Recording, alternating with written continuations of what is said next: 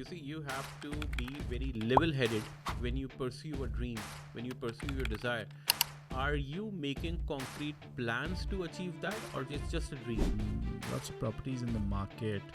Are people spoiled for choice?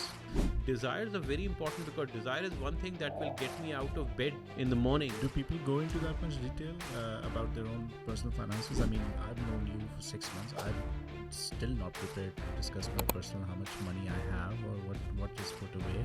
When you go to a doctor or you go to a lawyer, if you hide these details from them, are they going to give you the best possible results that you are looking for, or the best possible solutions that you're looking for?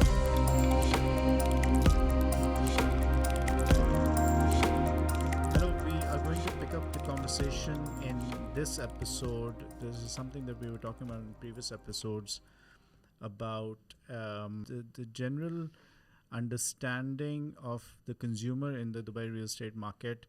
They have their frustrations, they have their desires, they have their dreams, they have their fears. In the previous episodes, we discussed fears and we went through all the things that scare people about buying property in Dubai. You've been in the country for a long time. You go along with the Dubai lifestyle. You've bought into it. You are in line with it. Let's talk about desires then. Let's Dubai is a place that is is synonymous with the term desire. Desires only pertaining to real estate. Let's interestingly enough, we were just talking about affordable housing earlier. Affordable housing, is that a desire or is that something that you aspire to go on, and it's like a natural progression in life where you buy a house that you can afford? Is that really a desire thing, or is this like something that you have to do, in order to get ahead in life? If you ask my personal opinion, it's like so for me, investing in real estate, I'll quote something from Rich Dad Poor Dad, which is buy to invest, rent to live. Right. So investing into real estate, from a subcontinent point of view, we will also like to invest because we want to live there, because we want to own a property. That ownership of a property is programmed in our DNA. I'm talking about the people of the subcontinent, that you need to have a home of your own.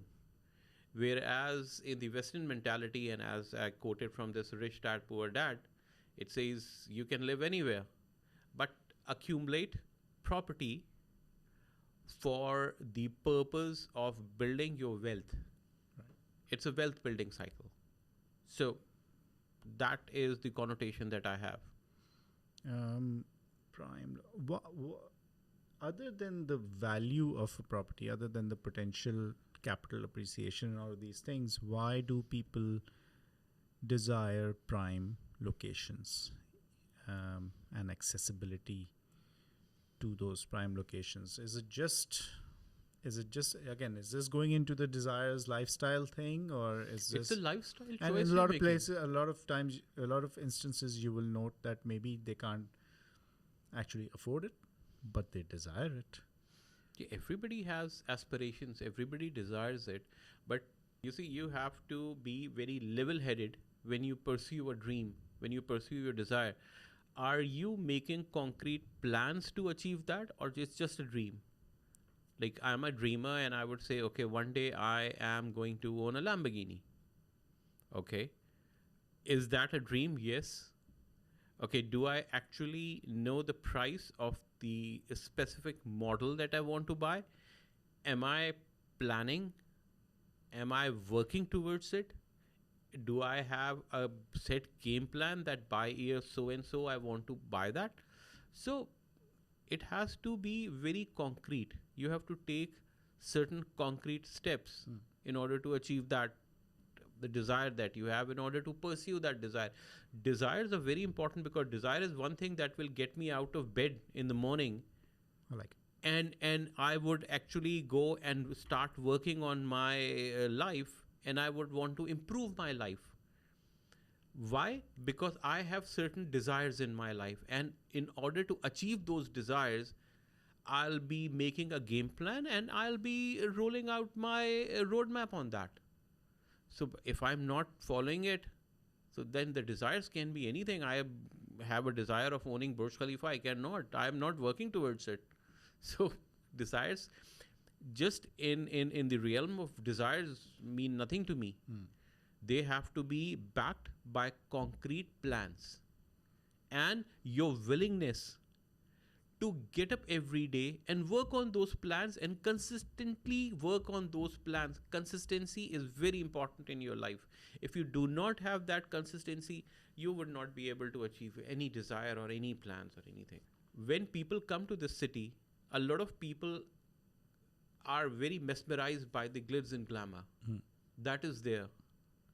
That is one of the safety, security, the glitz and glamour, the lifestyle that Dubai has to offer, the nightlife that is there, the environment that is there is very conducive to people who want to come here and make it their home.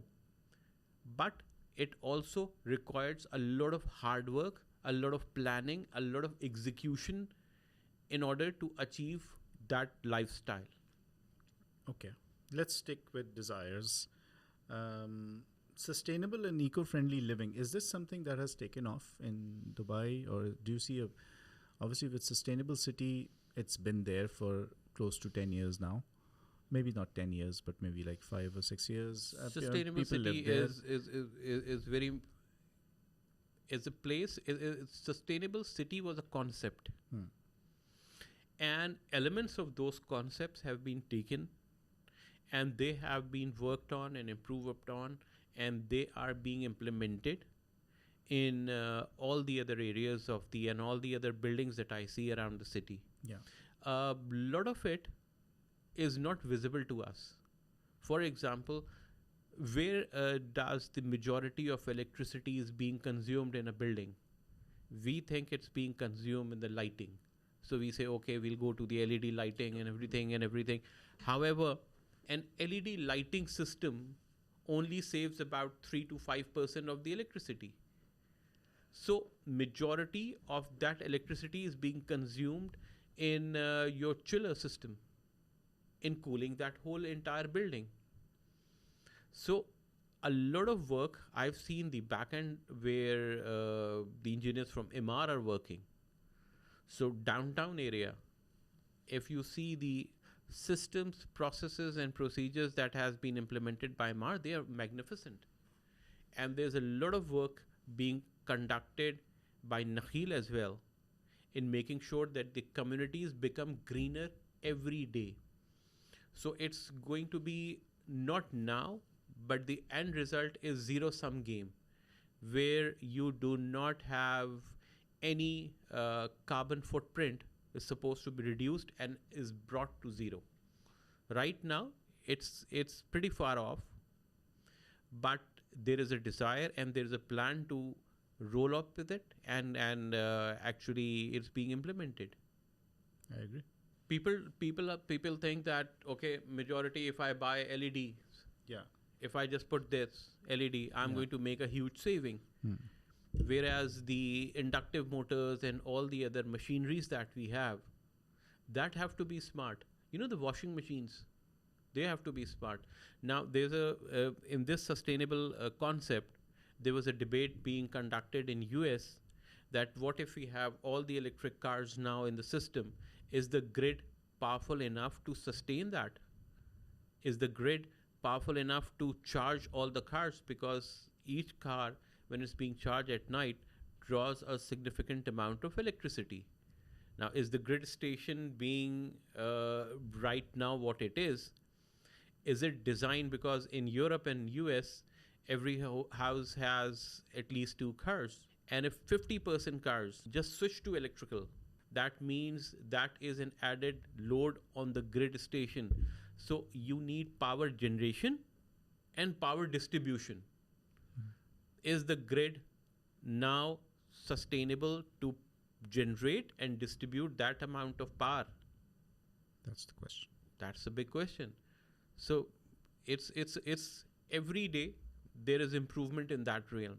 Somebody who has a budget of 7 to 10 million dirhams, something in that range, lots of properties in the market. Are people spoiled for choice? Yes. Are people spoiled for choice in the sense that there are different communities that offer different benefits? Again, you were talking about payment plans earlier, this and that. Dubai is leading the way in offering a luxury product all the time, even though I think that, No, there are different segments. You have an affordable segment, yeah, and affordable housing is there in Dubai. It has been there because if you read the newspapers and if you see, there are people who are talking about, okay, what if you have this much amount, which are the communities that you can live in? We discussed that in the previous podcast, that which area we should actually do one podcast specifically in this area, that if this is the income bracket that you have, which areas are actually going to be very helpful to you. Absolutely. This area is going to be right suitable for you, and then you can have a sustainable life there. Would you rather make an education video about if your income is this much, or would you say if your budget is this much? Which would you lean more towards? I would say the total income, because then you have to have those three things. Yeah. You have to have that rule of 50, 20, 30. So 50% goes to your essentials, your housing, your essential payments that you have to make, that expenses that you have to incur. 20% goes to debt reduction and goes to your wealth building. And then 30% is for the holidays that you take, and then the desires, as you said, the desires that you have. So that is a controlled spending that you may or may not incur. You may decide, okay, for me right now, investment is much more important, so I will not take that vacation to Europe, or I would not go to the X place or Y place, and I'm not going to take 3 to 4 vacations in a year. So from an educational content point of view, you would prefer to go from the income angle because it's easier. It's a good starting point. It's a good starting point. It's a more holistic point of view. Yeah. It's going to be more beneficial, because then you have to, if you are a consultant and if you are a seasoned consultant, then wouldn't you be better off by sitting across the table with someone and helping them and managing their finances? Because if, for example, if a family comes to you and they sit across the table and they say, okay, these are the essential expenses that we have to incur, and then you know that as a rule 30% of whatever you make goes generally to housing, and if they are they have more disposable income or less. For example, if the ideal benchmark is 30%, that's an ideal benchmark. And if you're spending something like 47 to 50%, can that be reduced? For example, you have 2 kids. Now, living in a certain community gives you better access to those schools. Moving from there would actually reduce your this budget of spending 45% or 50% in housing, but that would be more cumbersome for your family in the commute. Yeah. Plus, so then you would say, no, I have to spend this much amount on schooling and housing in this. Yeah. So you see, these are all compromises. Until and unless you have the whole holistic picture with you, you will not be able to guide you. Otherwise, there'll be journal terms you're going to throw to people, and they would not relate to that. So it'll be easier and more. It will be more prudent. More prudent If you sit with them and say, okay, what is the income generating capacity? You might have passive income. You might have certain assets which you have kept at the side. You might have disposable income, which is, or certain amount of wealth that you already have built. and that is being right now not utilized. That is an idle sum that is deposited in your bank account. Now you must save something for the rainy day. That's where the 20% comes for your debt reduction and your well building. Do people go into that much detail about their own personal finances? I mean, somebody like I've known you for 6 months. I'm still not prepared to discuss my personal, how much money I have or what is put away. So in a serious question, by the way. So when people come in, second meeting after you showing them a property, is this a discussion that how do you navigate to this conversation? Okay. The only thing is, when you go to a doctor or you go to a lawyer, if you hide these details from them, are they going to give you the best possible results that you are looking for or the best possible solutions that you're looking for? Now, imagine you have to go to a consultant on Wall Street. Would you be okay if he asks you these questions, and will you be able to share those things with him? You'll be much more comfortable because he's asking you the right questions and he makes you comfortable that all this information that he's gathering is not going to be displayed on a WhatsApp group. It's basically to give you the best possible solution under your circumstances. So real estate industry is not only about in Dubai, it's not only about selling. Okay, there's a new project, I have to sell 10 units. I gather 10 people, 20 people, 30 people, pitch it to them and then sell and say, okay, I've done marvelous job. Are they your referral clients? Are they your recurring clients? Are they your backbone of your system? So you have to treat them with empathy. You have to actually sit with them, understand their requirements, not only requirements. If it's a family, wouldn't it be better if you sit with them and explain the payment plan? And if you explain that this is the amount that you have to pay after 3 months, after 6 months, after 9 months on completion of the project, post completion, then people start opening up. Because we are not in a habit of doing that. We only talk about this is a magnificent project. Look at the layout, look at the view, look at the quality, luxury here, luxury there, and that's the total content of that entire discussion. Yeah, because agents, brokers would assume that if somebody sitting across from me is a head of a department in a big bank and they're successful, they probably know what they're doing. They know what they're doing, but they're not investors. They're not investors. They're bankers, or they're masters surgeons, of their own, or they are, they're masters of their own field. Yeah. But when they come to you, but when they come to me, they're relying on my expertise, not only to give them a property, not only to sell them a property, but to provide a solution. We are solution providers. What is the best possible solution for you may not be the best possible solution for the next person. So how do I provide you with a tailor-made solution unless all my inputs are not there? If you put garbage in, then the garbage will be churned out at the end of the day. Thank you very much. And we will be back in the next episode talking about people's frustrations and dreams, maybe on the negative side, but dreams isn't. But these are real things that...